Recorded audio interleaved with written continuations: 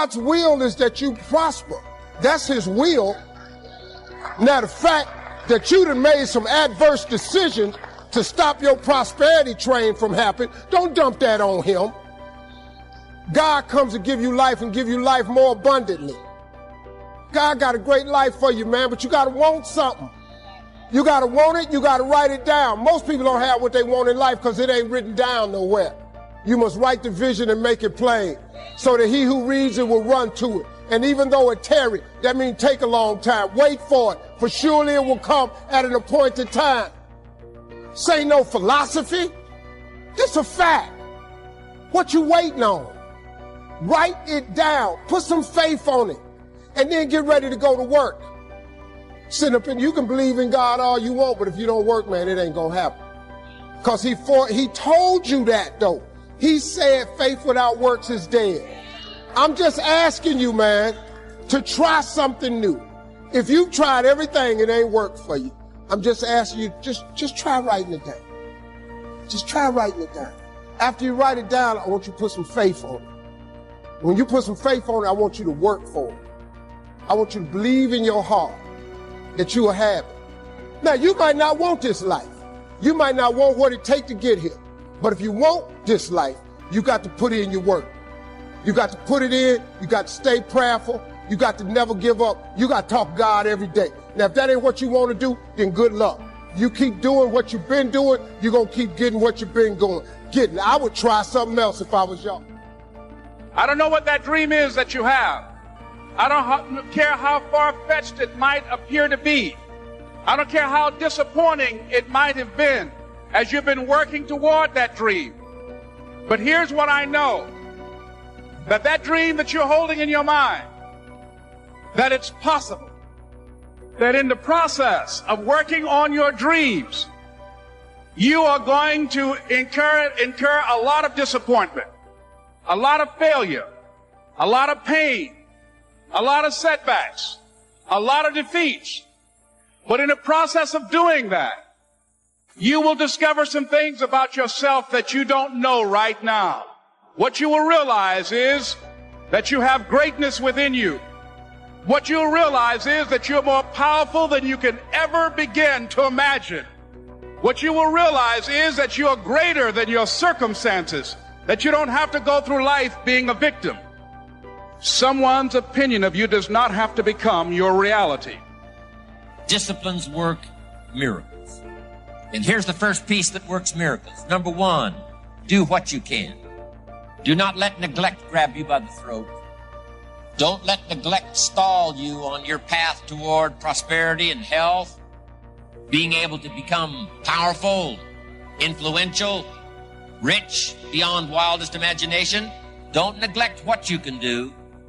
If you can read, read. If you can change, change. If you can grow, grow. If you can take one step, take one step.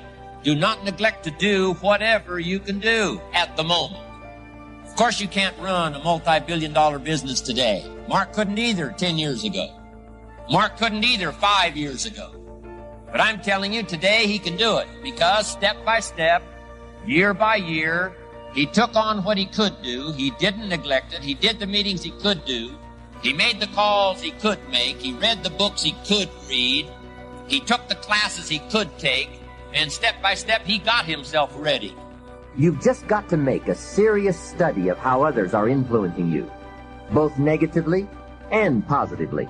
Now, maybe the influence of all those around you is okay, but just ask yourself, it doesn't hurt to ask, who am I around, and what are they doing to me? Maybe the people you associate with and their collective influence is okay, but then again, maybe it's not. All I'm suggesting here is that you take a close and objective look. Everything is worth a second look, especially the power of influence. Positive influence can have an incredible effect on your life, but so can negative influence.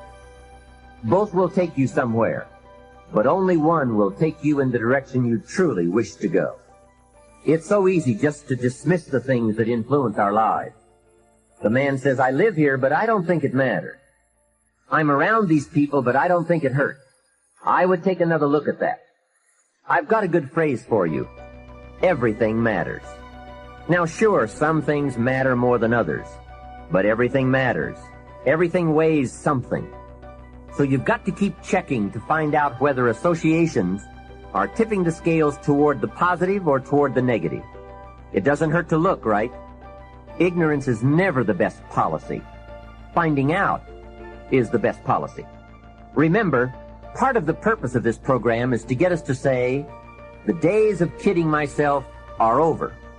I really want to know what I have become and what I am becoming. I want to know where my strengths and my weaknesses lie. What has power over me? What's influencing me? What have I allowed to affect my life? Perhaps you've heard the story of the little bird. He had his wing over his eye and he was crying. The owl said to the little bird, "You're crying." "Yes," said the little bird, and he pulled his wing away from his eye. You got the best 2 jobs in your life. You got your dream job, son, but this is only the beginning. This is not the end. This is not where I want you to be for the rest of your life. Pain is temporary. I've been trying to get that into your spirit. I've been trying to get you to celebrate pain. Are you hearing me? I'm trying to get you to have an understanding that pain is your friend. That pain is going to take you to the next level. It's not your circumstances or your situation that determines if you're going to be successful or not. I've been telling you it's your mindset. I'm telling you, when you're going through pain, I know what you're feeling. I know exactly, because I've been there. I've done that. But you got to work through it. Work through your pain. On the other side is a reward. Listen to me. Pain ain't permanent. Your pain ain't permanent. You can get through this. You're bigger than your pain. You're better than that. I use the pain to push me to greatness. And I'm telling you right now, don't give up. I'm telling you right now, don't give in. Get through it. And if you can get through it, if you can work through your pain, I'm guaranteeing you on the other side is a reward. I got to commit my very being to this thing. I gotta breathe it. I gotta eat it. I gotta sleep it. And until you get there, you'll never be successful in life. But once you get there, I guarantee you, the world is yours. I want you to make yourself one single promise. That you never go back on your own promise to yourself ever again. And then you can go ahead and watch your life become what you actually want it to be.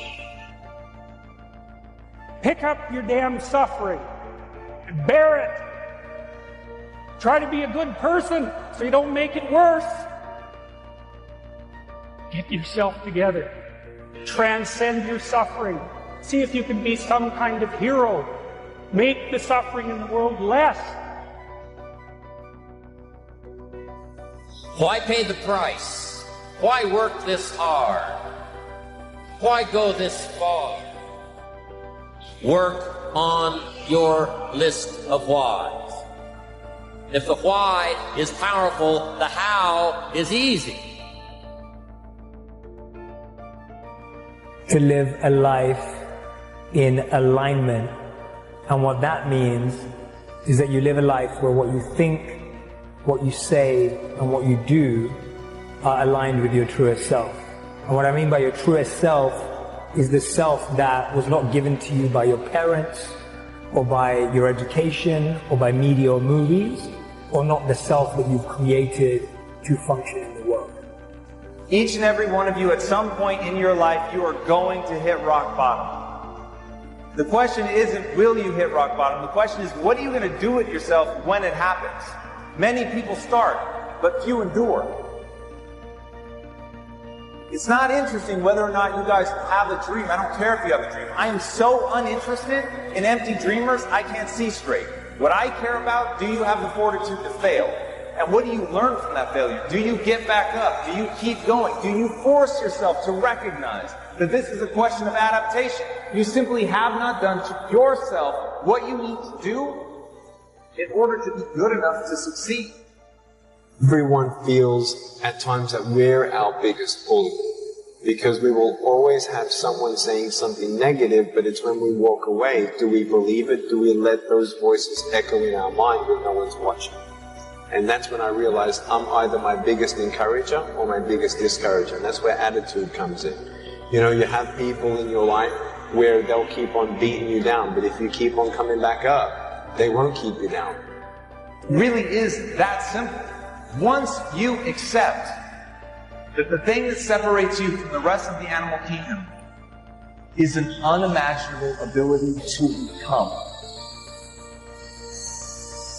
You have an unimaginable ability to become something. This is going to be in service of something that I can believe in. This is going to be something that makes me feel alive. This is going to be something that I'm passionate about. It's going to be something that I actually feel like I'm contributing to the world, that I would be willing to do all of that with a smile on my face. And I said, the only question I will ever ask again is this. What would I do and love every day, even if I was failing? It's passion plus strength plus compassion equals purpose. Purpose is like an adult, passion is like a teenager, interest is like a child, and curiosity is the womb. So the birthplace of passion is actually curiosity and interest. And I think we waste so much time trying to be like, what am I really passionate about? What do I really believe in?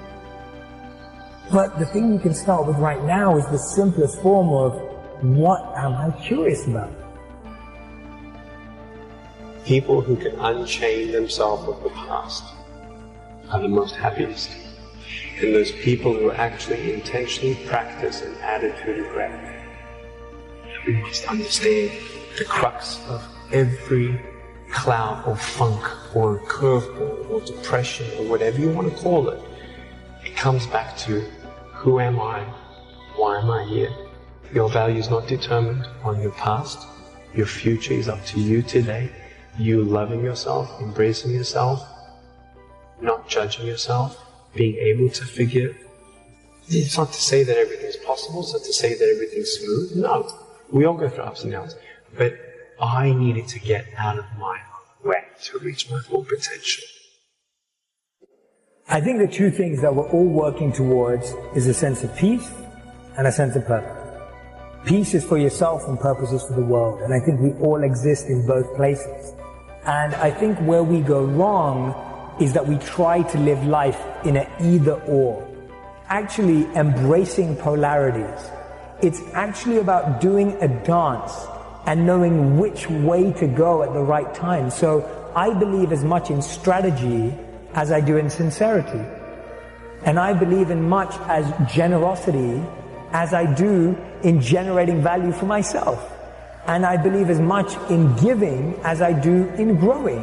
And I think as soon as you start to say, no, it's either or, you have to choose, I think that's where we start to lose a part of ourselves.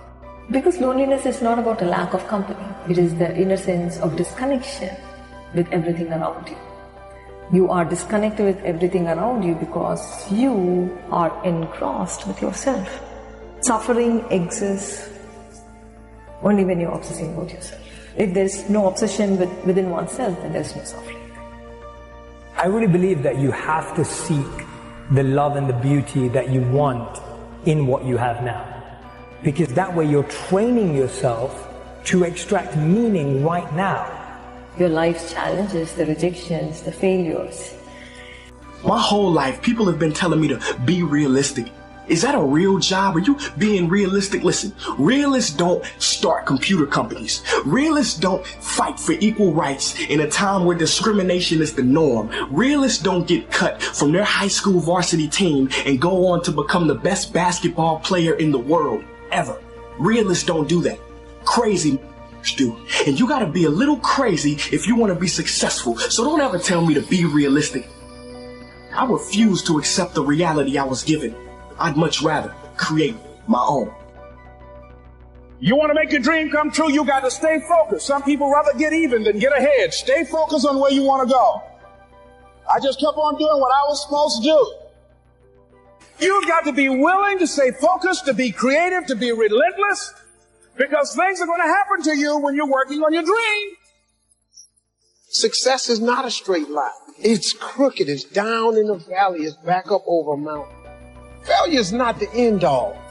People keep getting buried under failure. I don't let the failures define you. You've got to be willing to go with that bend, because that bend in the road is the only way. I'm not smarter than anybody else, but I can outwork you. Make sure you're the first one in there every day and the last one to leave. You keep working. You never know when that opportunity is going to come along.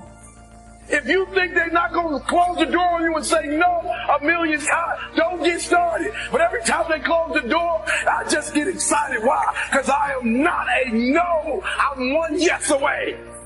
You can't keep telling me no forever. You can't keep denying me forever. This type of energy, this type of passion, you can't stop it.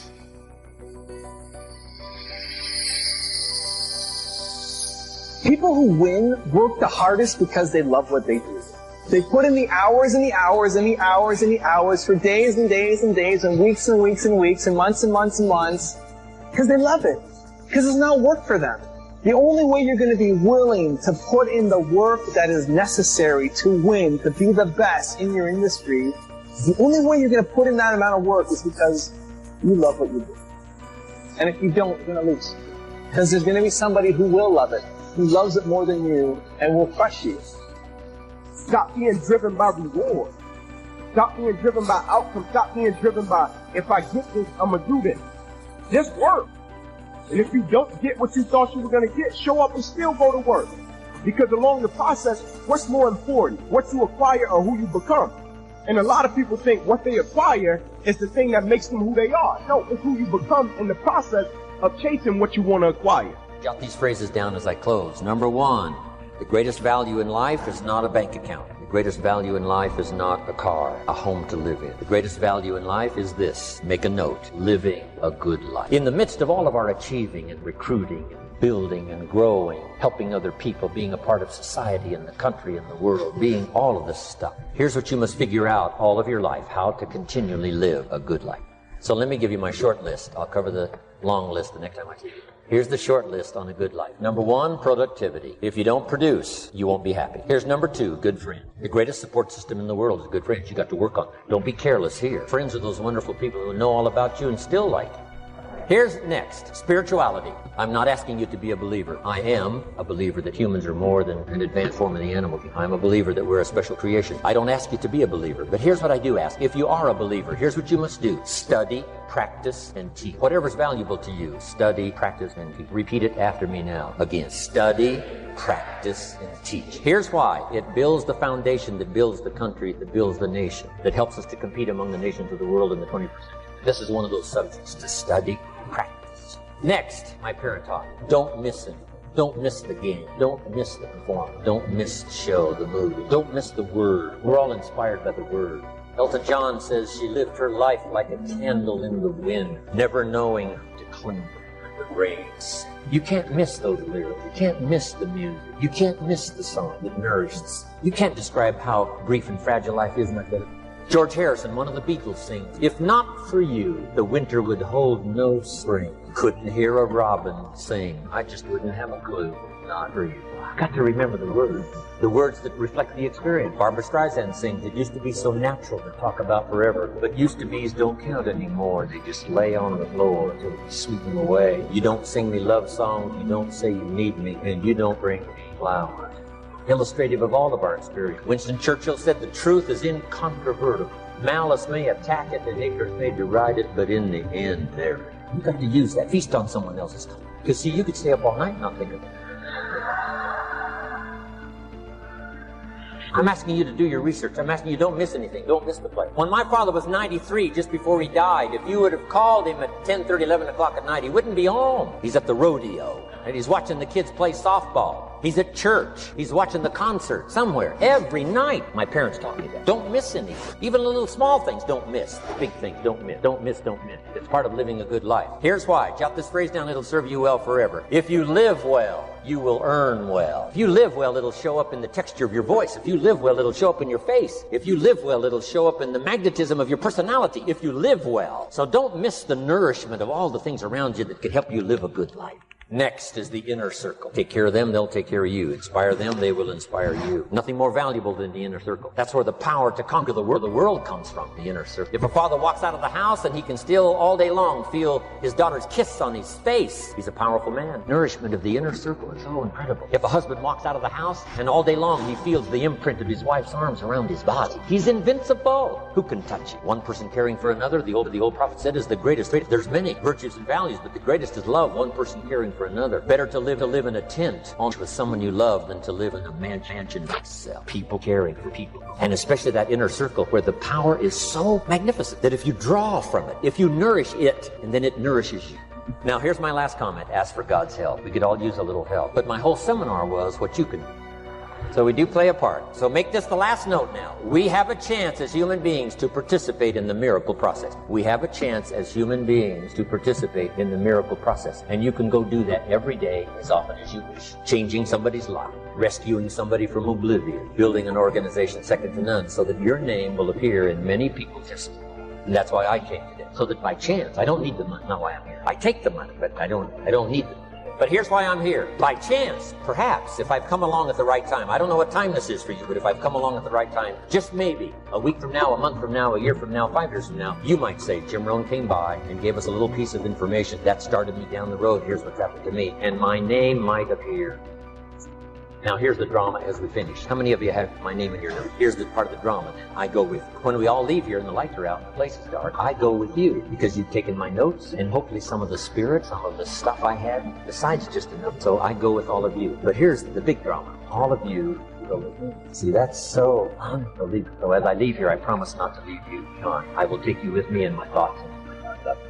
I'm thinking about a friend of mine who is no longer operating on this dimension. His name is Jack Boland. He had this vision of a church that would serve various types of needs for people, their supportive needs, and helping them in recovery from drugs and alcohol and whatever addictions that they might be involved in. And he was known for bringing in different kinds of speakers. And over a year ago, he was diagnosed as having cancer, and he announced to his congregation that he's going to be taking chemotherapy, and that it was a possibility that the cancer would go in remission, and he was optimistic about that. And sure enough, it did for a year.